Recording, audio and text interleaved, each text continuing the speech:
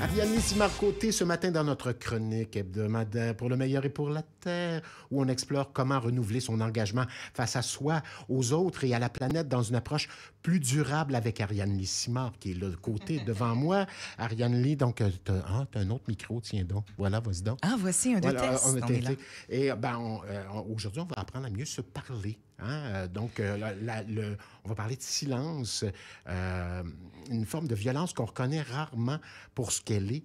Le silence, ici, la communication non violente nous permettait non seulement de mieux parler, mais surtout de ne plus laisser mourir les liens dans les non-dits. Ben oui, exactement. J'avais envie de parler de silence ce C'est matin. du tripeux, ça, parler de ça, que le silence peut être violent. J'essaie de voir. Non, je pense pas. Que c'est quoi? C'est pas tripeux. Tripeux? Ben écoute, tripeux. Non, mais ce que je veux dire par là, c'est on est-tu dans l'abstraction? Au contraire, je pense Ben que... au contraire, on vit des silences quotidiennement, dans plein de situations. Moi, j'ai été élevé par un père qui parlait à peu près pas. Ah oui, ça t'est arrivé toi aussi. Ben oui, tout à fait. Comme beaucoup d'hommes et de femmes, actuellement, leur père, entre autres, parlait peu, puis il y avait peu de dialogue chez nous. Mais bon, on est parvenu à trouver quelque chose, mais il y a À ça aussi, s'exprimer. sans être violent, mais on n'apprend pas à s'exprimer.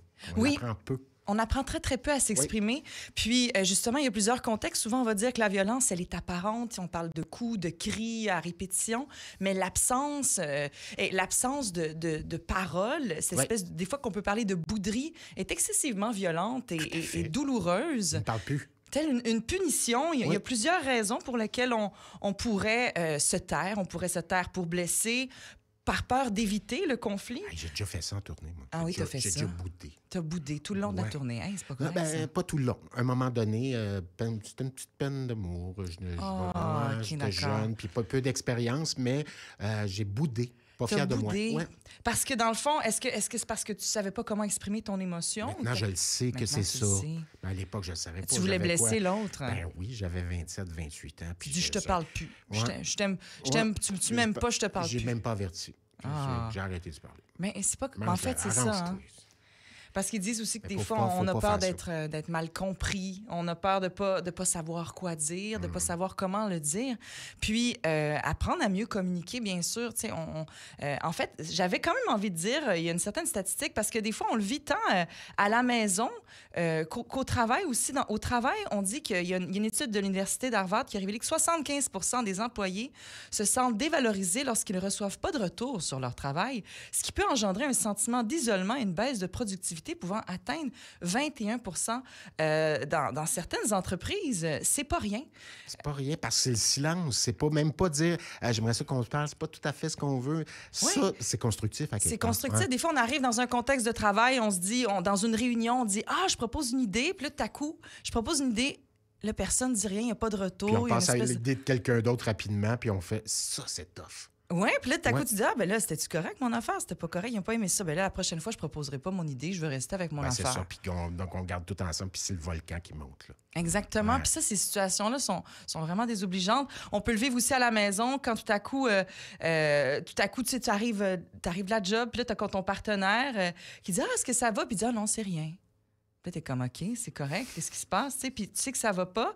Puis t'insistes pour savoir, puis il dit « Ah non, ça va. » Ça va passer. Puis ces silences-là, là, tout à coup, une fois que c'est installé, il y a un non-dit. Est-ce que j'y redemande? Est-ce que j'insiste? Parce qu'on sait aussi, parce qu'on a déjà discuté, qu'insister, quand on demande de faire quelque chose, insister, c'est dans une forme d'abus aussi, de dire j'ai pas envie d'en parler maintenant. Là, je fais un lien avec une autre chronique. Ouais. Insister, c'est une forme d'abus, mais en même temps, comment est-ce que je peux ouvrir le dialogue sans forcer, sans insister, sans juger l'autre ou sans non plus avoir une parole de dire « Ah, ben là, coudonc, tu fais jamais la vaisselle. » Puis là, l'autre répond « Ben voyons, j'ai tout fait hier, j'ai fait plein d'autres affaires. » Puis là, tout à coup, ça commence. Alors quand on parle, mettons, de communication non violente, on va parler de 4 étapes où est-ce qu'on va commencer par observer sans juger la situation.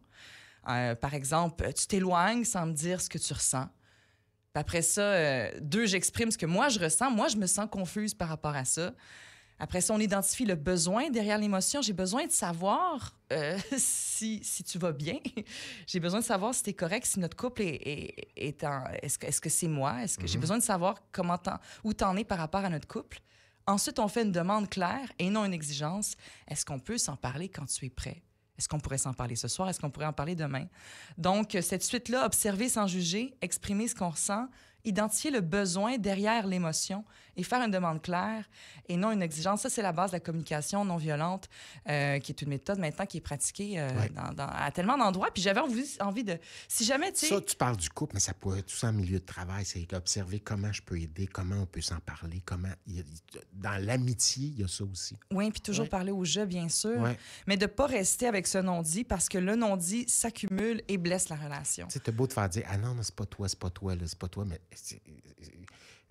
t'es là, toi, t'existes aussi. Tu sais. Oui, puis j'avais envie de dire qu'il y a des formations aussi qui existent pour parler de ça. Effectivement. Il y a des formations, on peut prendre, il y a des formations qui sont plus spécialisées au travail, mais surtout dans la vie personnelle. Il y a des endroits comme Communication Synergie à Longueuil qui donnent cette formation-là.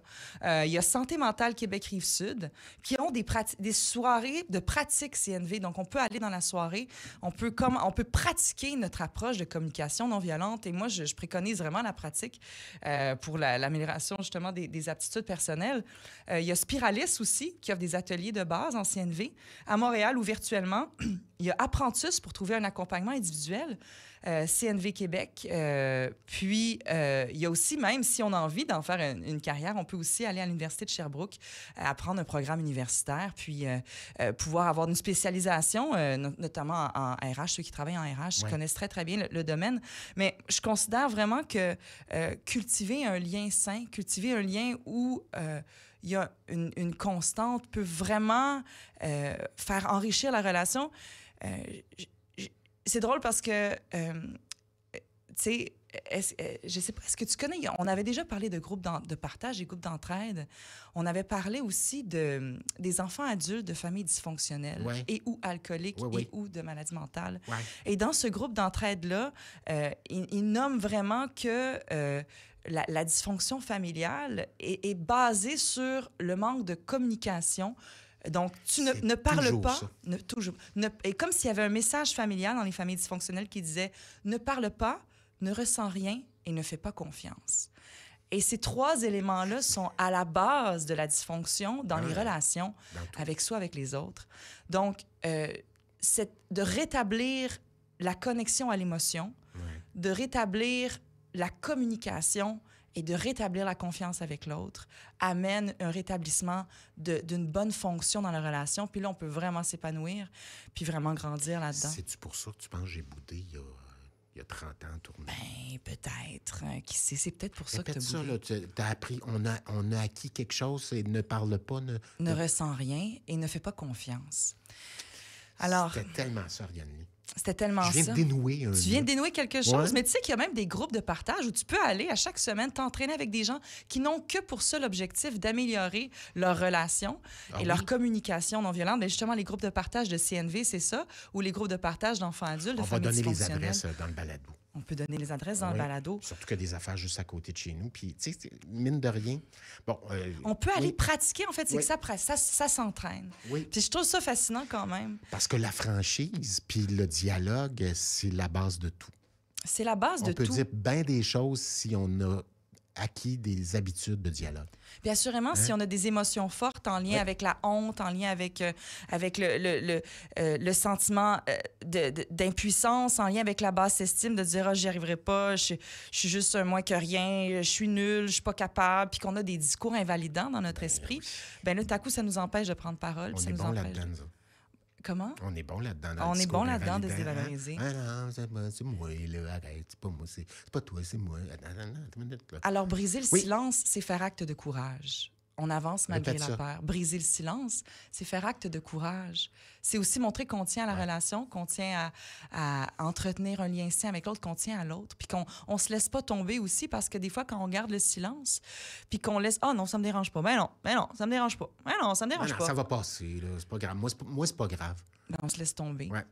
Alors, en parlant, on se laisse tomber. On ne se laisse plus tomber soi. J'avais mal à la tête quand t'es arrivé, j'ai plus mal à la tête. Oh. Merci Ariane Marcotte. Merci à toi. Pour le meilleur et pour la Merci d'en avoir parlé. On va devenir meilleur, donc si on est meilleur, quoi d'autre après? Qui peut nous affronter si on est les meilleurs? Bien, au moins, on va apprendre à collaborer ensemble pour faire face aux grands défis de cette époque.